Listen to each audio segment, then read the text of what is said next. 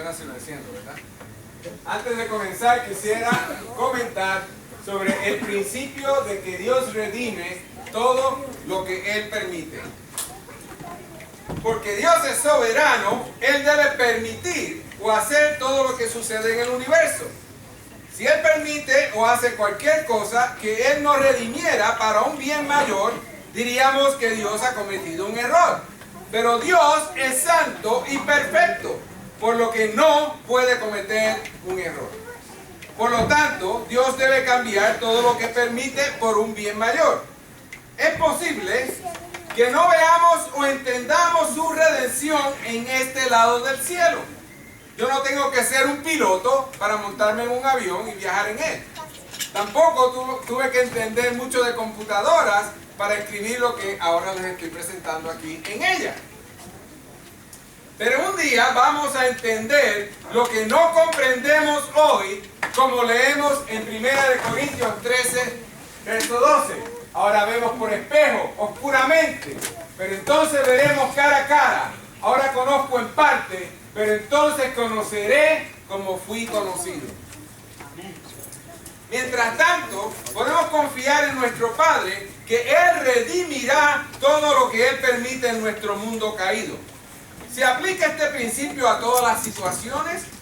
¿Cómo podría Dios redimir la tragedia en curso que es el Islam radical? Una respuesta es que el extremismo horrible de ISIS y grupos similares está impulsando a multitudes de musulmanes del Islam a Jesús. Tenemos que gritar amén porque yo estoy orando por eso. Como resultado del terrorismo de ISIS en Bangladesh, una nación totalmente musulmana, los legisladores están considerando una petición para dejar al Islam como la religión oficial del país. ¿Cómo podría Dios redimir la crisis de refugiados en Europa? Hay varios grupos que se están organizando y están planeando viajes de misión para atender a estos refugiados en el nombre de Jesús. Las noticias las encendemos, CNN en español o CNN en inglés. ¿Y qué nos dicen? Todo lo que está pasando mal. ¿Quieres saber qué está pasando bueno? Vaya a christianitytoday.com o algún otro grupo cristiano y ahí va a ver las noticias de que se está haciendo algo. Dios está haciendo algo para redimir el mundo. ¿Qué pasa con el antisemitismo que se está elevando en los campos universitarios en toda la nación norteamericana? Las escuelas como la Universidad de California están pasando resoluciones en las que denuncian esta ideología, mientras que los ataques contra las sinagogas están generando una mayor simpatía hacia los judíos, tanto en Estados Unidos como en Israel. Por supuesto, el bien no siempre superará al mal en nuestra experiencia actual observable, pero podemos tener seguridad de que nuestro Padre soberano está trabajando en estos momentos para su gloria y para nuestro bien, ya que así nos lo dice en Romanos capítulo 8. Y sabemos que a los que aman a Dios, todas las cosas les ayudan a bien. Esto es, a los que conforme a su propósito son llamados. Aleluya. Gloria a Dios. De forma que podemos y que no podemos ver. Cuando consideramos la importancia futura de la obediencia presente, podemos decir con Pablo lo siguiente. Romanos capítulo 8, verso 18. Tengo por cierto que las aflicciones del tiempo presente no son comparables con la gloria venidera que en nosotros ha de manifestarse. Gloria. Y cuando recordamos que nuestro Padre siente todo lo que sentimos, nos debemos encontrar en comodidad ante su presencia. En Isaías 43, versos 2 al 3, Dios nos dice: cuando pases por las aguas, yo estaré contigo. Y si por los ríos, no te anegarán. Cuando pases por el fuego, no te quemarás, ni la llama arderá en ti. Porque yo, Jehová, Dios tuyo, el Santo de Israel, soy tu Salvador.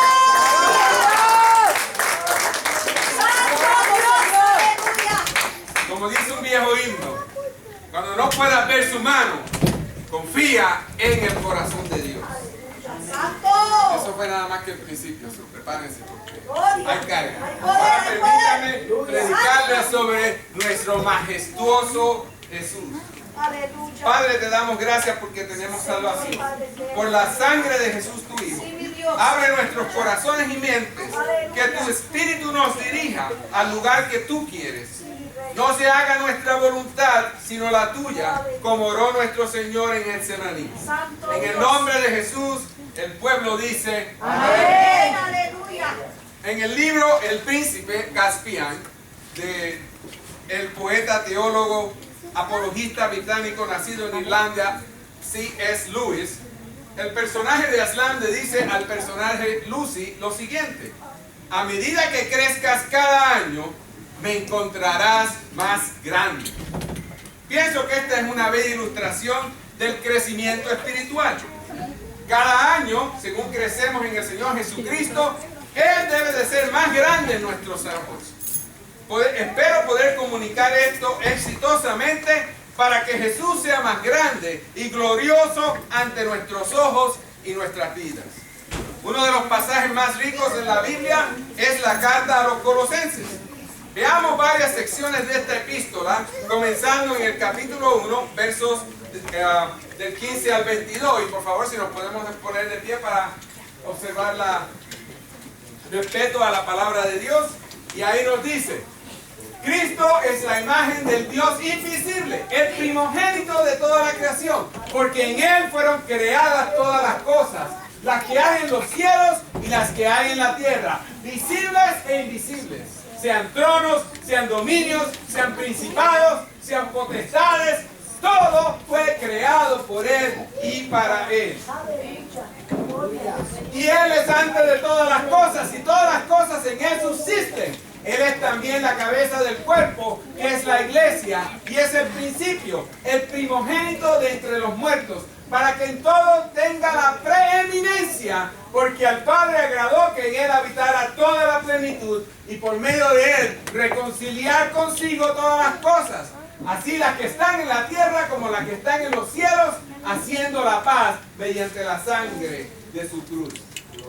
También a vosotros, que erais en otro tiempo extraños y enemigos por vuestros pensamientos y vuestras malas obras, ahora os ha reconciliado en su cuerpo de carne por medio de la muerte, para presentaros santos y sin mancha e irrevocables ante Él.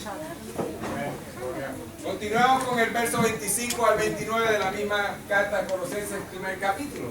De ella fui hecho ministro, este es Pablo que está hablando, el que antes se le conocía como Saulo de Tarso, según la administración de Dios que me fue dada para con vosotros, para que anuncie cumplidamente la palabra de Dios, el misterio que había estado oculto desde los siglos y edades, pero que ahora ha sido manifestado a sus santos. A ellos Dios quiso dar a conocer las riquezas de la gloria de este misterio entre los gentiles, que es en Cristo, en vosotros, esperanza de gloria. Aleluya, santo Dios. Nosotros anunciamos a Cristo, amonestando a todo hombre y enseñando a todo hombre en toda sabiduría, a fin de presentar perfecto en Cristo Jesús a todo hombre. Para esto también trabajo, luchando según la fuerza de Él, la cual actúa poderosamente en mí. Aleluya. Perdón. Y finalmente, Colosenses capítulo 3, verso 4. Cuando Cristo, vuestra vida, se manifieste entre vosotros, también seréis manifestados con Él en gloria. Aleluya, hermanos.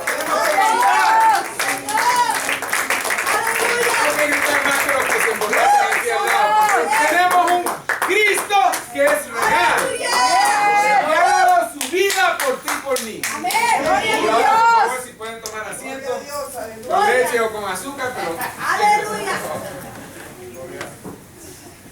permítanme brindarles el contexto de estos versos que acabamos de leer. La iglesia en Colosa tiene alrededor de 4 años y han aceptado una falsa doctrina. Estudiosos han pasado mucho tiempo tratando de averiguar cuál era la herejía colosense. Una de las razones por las que hay tanto debate es porque Pablo nunca la define y jamás se dirige a ella directamente. La manera primordial para Pablo de lidiar con un problema eclesiástico es brindarle a la gente de Dios una asombrosa revelación de Jesucristo. Para Pablo, Jesucristo es la solución de todos los problemas. Amén. Y cualquier problema que haya entre los creyentes en la iglesia se puede reducir a un denominador común. Han abandonado de vista o han perdido de vista a Jesús. Usando las palabras de Pablo, dejaron de asirse de la cabeza. Eso lo vemos en Colosenses capítulo 2, verso 19. No importando cuál era el error, podemos estar seguros de esto. Los colosenses pensaron que podrían graduarse más allá de Jesucristo. Ellos lo tomaron como su Señor y Salvador, pero sintieron que podían trascender a Jesucristo, dirigiéndose a cosas más altas y profundas. Lo que hace Pablo en esta maravillosa carta es correr la cortina y darle a los cristianos en Colosa una asombrosa visión de su Señor. Una visión que aturde la mente y embriaga el corazón. Una visión que nos deja absolutamente sin respiración. Una visión que ante su presencia ninguna falsa doctrina se puede sostener. Aleluya. Si pudiéramos ver a nuestro Señor, no con los ojos físicos, sino en el Espíritu Santo, si el Espíritu Santo abriera nuestros ojos para ver a ese Cristo incomparable, entonces limpiaremos todo lo que está sobre nuestra mesa, especialmente aquellas cosas que compiten con Él en nuestras vidas. No tendríamos que tratar de amarlo. El amor sería encendido naturalmente al ver su valor sin igual. Partiendo de Colosenses 1, quiero compartir una historia. La historia comienza en la eternidad, antes de la fundación del mundo, como dice Juan en su Evangelio, capítulo 17, verso 24. Cuando Dios concibió un propósito. Pablo le llama el propósito eterno en Efesios capítulo 3, verso 11, y es lo que provocó que Dios creara. ¿Cuál es ese propósito? Podemos pasar los próximos 9 meses, y quédense tranquilos, no vamos a pasar 9 meses hablando de esto, porque tenemos hambre y la comida ya está lista, desenvolviéndolo, y aún así podríamos no agotarlo. Pero hay aquí un aspecto del mismo. Dios quería impartir su vida a una criatura que no había creado todavía. Él quería que esa criatura compartiera su vida y la hiciera visible. Recordemos, Él crea todas las cosas por su Hijo. Él crea todas las cosas a través de su Hijo, y Él crea todas las cosas para su Hijo. Como consecuencia, la creación entera tiene el sello del Hijo de Dios en ella. Así todo refleja a Cristo de alguna manera. Eso incluye el agua, las plantas, los árboles, las montañas.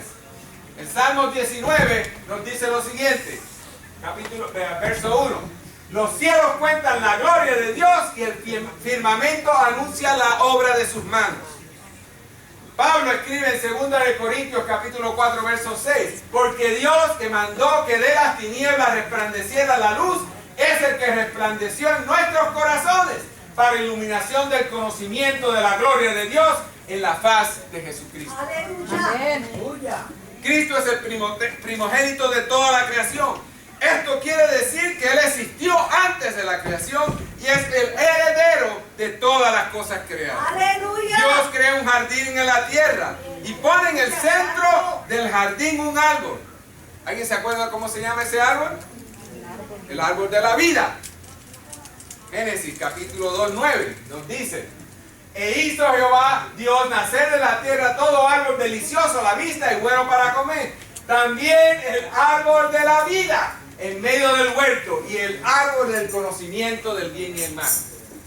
Y nosotros comimos ¿de cuál? Del bien y el mal. No llegamos a comer el de la vida. Ese árbol de la vida contiene la vida de Dios e invita a todos los seres humanos, su creación, a comer de él. Pero ocurre una tragedia. Y los seres creados nos convertimos en enemigos del Creador. Somos enemigos de Dios. Pero podemos cambiar eso. Dios se propone restaurar su buena creación. Escoge a un hombre imperfecto, Abraham, y de este forma a su pueblo llamado por su nombre. Recordemos que de Abraham, Dios le cambió el nombre a Abraham, que quiere decir padre de multitudes. De él nace Isaac, que significa risa, porque ambos, Sara y Abraham, se burlaron, se rieron de la noticia de que Dios les dijo: vas a tener hijos. Hombre de 100, mujer de 90, no computa, pero en Dios sí. Amén, aleluya. Amén. De Isaac nació Jacob, que literalmente significa mano en el talón. O si conjugamos el arameo correctamente es: Dios ha protegido. Aleluya. Y no solamente ha protegido, continúa protegiendo. Amén, aleluya. Jacob, al luchar con el ángel, todo un día fue bendecido por el ángel de Dios y le cambió el nombre a Israel, que significa los que reinarán con Dios, o el pueblo de Dios. ¡Wow! Señor, así es. ¡Wow! Interesante. ¡Ah, qué interesante! Santo. Es el nombre del pueblo escogido por Dios, del cual somos parte. La historia de Israel es la historia de Dios queriendo recobrar a su creación. Pero Israel fracasa y el Señor hace lo menos pensado. Él mismo penetra en un mundo caído. El tiempo queda encinta. El Dios que no cambia se convierte en un ser humano completo, perforando el velo del tiempo y espacio. Jesús nace en la humilde aldea de Belén, entre la mancha y el mal oliente desperdicio de animales. Este no es lugar para que nazca un rey. Crece en el despreciado pueblo de Nazaret y, como diríamos hoy, fue un trabajador de cuello azul. Yo soy un trabajador de cuello azul. Un artesano, trabajando con madera y piedra con sus manos. Pero, ¿quién es este artesano? Él es la plenitud de la divinidad en forma corporal. El Padre dice en Mateo 3:17: este es mi Hijo amado en quien tengo complacencia. ¡Wow! ¿Qué pasó? ¿Nos dormimos? Tenemos que gritar aleluya. Aleluya. El Dios del universo es ahora un ser humano como tú y como yo. Tiene hambre igual que tú y yo. Suda igual que tú y yo. Pasa trabajo igual que tú y yo. Imaginemos que estamos en el primer siglo viendo a Jesús pasar y al tocarle estaríamos tocando la eternidad, la plenitud de la divinidad. Estaríamos tocando toda la humanidad perfecta. Pero eso no es todo, pues Él es también el nuevo Adán. Pablo nos dice que Jesús es la imagen visible del Dios invisible. Nunca entenderemos a Jesús mirando al Dios del Antiguo Testamento. Tenemos que mirar primero a Jesús para entender al Dios del Antiguo Testamento. Amén. Aleluya. En Juan capítulo 1, verso 18 nos dice lo siguiente: a Dios nadie lo ha visto, jamás. El unigénito Hijo que está en el seno del Padre, Él lo ha dado a conocer. Amén. Aleluya. Esto significa que Jesús es la exégesis, la explicación, la exposición de Dios. Así que, ¿a qué se parece Dios? Observémoslo en la boda de Caná. De acuerdo a las costumbres, el novio es responsable de proveer la comida y el vino. Bueno, el vino se acabó. Esto era una vergüenza social, un inmenso descuido por parte del novio. Observemos con detenimiento el primer milagro del Señor. Él convierte el agua en vino, pero no es cualquier vino. Él crea un vino que es mejor que el que se acabó. Así que en una movida de compasión, Jesucristo quita la vergüenza del novio, invirtiendo el fracaso, haciendo que el novio luzca como un héroe. El vino hecho del agua era mejor que el original. ¿Qué es Cristo? Él está en el negocio de quitar nuestra vergüenza. Amén. Aleluya. Alabado Dios. Observémonos mientras se encuentra con una mujer en un pozo. Ella ha sido usada, abusada y olvidada. Ella es una samaritana con una reputación lacerada, divorciada en numerosas ocasiones y viviendo en pecado. Nuestro Señor rompe con todas las costumbres sociales hablando con ella en público. Pero eso no es todo. Él comparte con ella una de las verdades que ser humano alguno puede conocer. Y nos dice en Juan capítulo 4, verso 14: pero el que beba del agua que yo le daré, no tendrá sed jamás, sino que el agua que yo le daré será en él una fuente de agua que salte para una vida eterna. ¡Wow!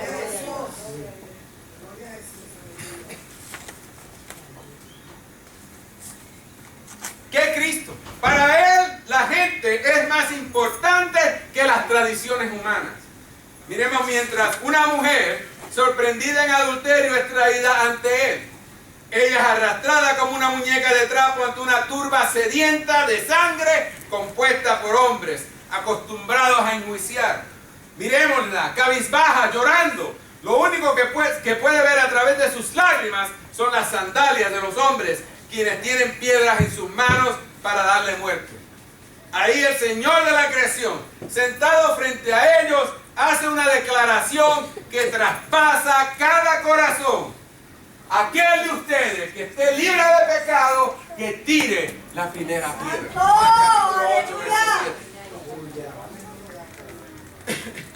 Ella escucha el ruido de las rocas cayendo al piso. Ella abre los ojos y ve las sandalias desapareciendo una a una hasta que todos se van. Él le dice a ella algo bien importante: ni yo te condeno. Vete y no peques más. Amén. Aleluya. Él es misericordia y compasión. Podemos continuar con otras historias, pero Jesús nos revela cómo es conocer a Dios fuera de Jesucristo.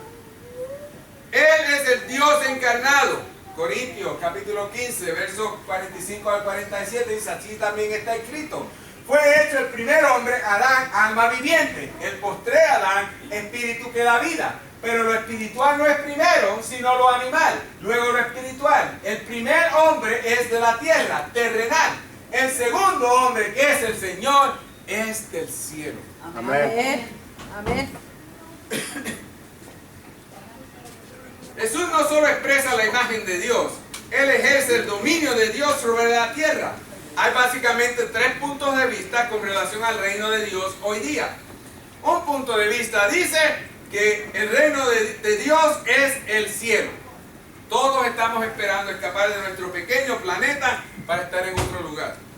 Otro punto de vista es que el reino es el poder milagroso de Dios para echar fuera demonios, sanar enfermos y levantar a los muertos.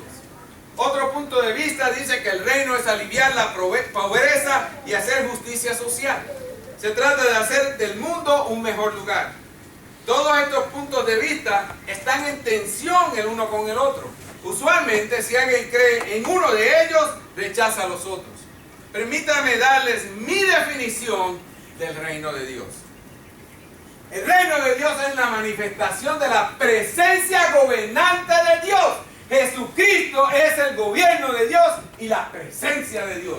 Donde quiera que esté Cristo, ahí está el reino. Amén.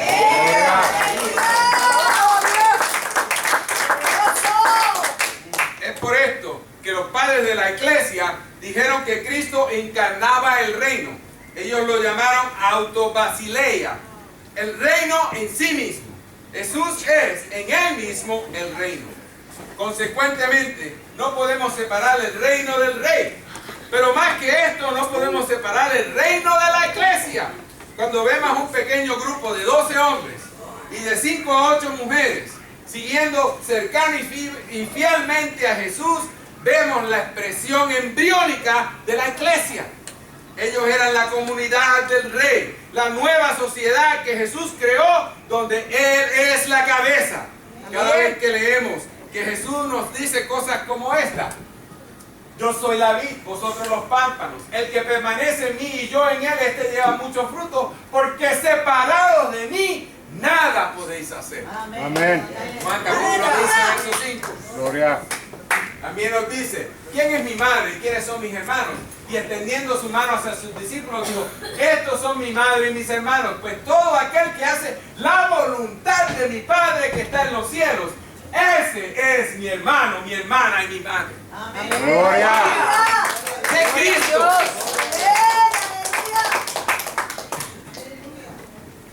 También él dijo cosas como, pero entre vosotros no será así, sino el que quiera hacerse grande entre vosotros será vuestro servidor, y el que quiera ser el primero entre vosotros será vuestro siervo. Amén.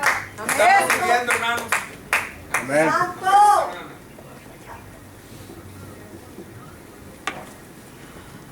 Él está hablando de la iglesia. Separar la iglesia del reino es como separar la luz de la visibilidad. No se puede hacer. Son distintos, pero no se separan. Si apagáramos todas las luces aquí, ¿dónde está? Ahora mismo, ¿qué veríamos? Solamente la puerta de entrada. Porque por ahí te estoy entrando la luz. Cada vez que Jesús es entronizado por un grupo de personas, ahí está el reino de Dios. Donde quiera que un grupo de personas se somete al reinado de Cristo, ahí experimentan justicia, paz, gozo, y el reino de Dios está en medio de ellos. No me crea a mí, leo en su Biblia, ya yo me enteré, me hace... Romanos 14, 17 dice, el reino de Dios no es comida ni bebida, sino justicia, paz y gozo en el Espíritu Santo. En Cristo Jesús, el futuro de Dios ha sido introducido en el tiempo, y nosotros los cristianos somos llamados a vivir en la presencia del futuro. De eso se trata el reino. Como consecuencia, el reino ya es, pero no es todavía. Él nos dijo en Mateo 6:10, venga tu reino, hágase tu voluntad como en el cielo, así también en la tierra. Aleluya. Recordemos algo, cuando Jesús dijo, escudriñad las escrituras porque a vosotros os parece que en ellas tenéis la vida eterna y ellas son las que dan testimonio de mí. Él dijo eso en Juan capítulo 5:39. Él no estaba hablando de algunas profecías mesiánicas para convencer a los judíos de que Jesús es el Mesías. Todo el Antiguo Testamento lo señala a Él y no tiene sentido aparte de Él. Amén. Trata de buscar en el Nuevo Testamento. Si no tienes a Jesús, no lo vas a poder entender. ¡Aleluya! No solo es Jesús la plenitud de la divinidad, el nuevo Adán y el nuevo Israel, sino que Él vino a reconciliar con Él mismo a un universo caído. ¿Cómo lo hizo? Por medio de un madero a las afueras de Jerusalén, donde su sangre fue derramada.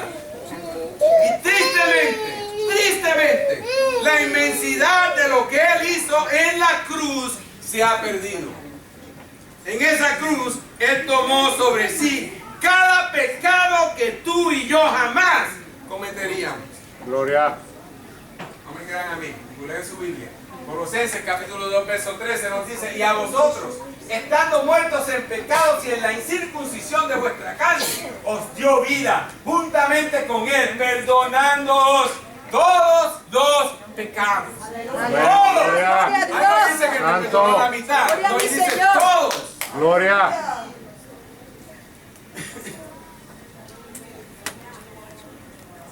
En Hebreos 9:28 nos dice, Cristo fue ofrecido una sola vez para llevar los pecados de muchos.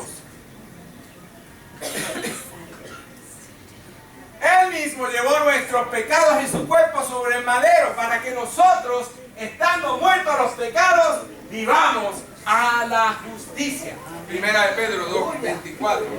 Amén. En esa cruz, Él tomó todo el sistema mundial que estaba en rebelión contra Dios. De nuevo, y por medio de Él reconciliar consigo todas las cosas, así las que están en la tierra como las que están en los cielos, haciendo paz, la paz mediante la sangre de su cruz. Colosenses 1:20, que ya